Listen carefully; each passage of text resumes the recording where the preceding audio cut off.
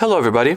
In this video tutorial we are going to demonstrate how you can block all spam and robocalls on this Google Pixel 6a smartphone. First of all, launch the phone dialer app. Here at the top right corner you'll find the 3 vertical dots that you want to tap on.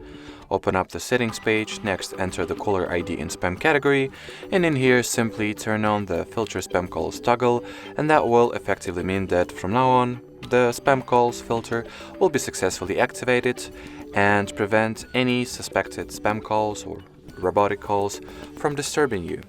Alright, so that will be it for this video. Thank you so much for watching and bye bye.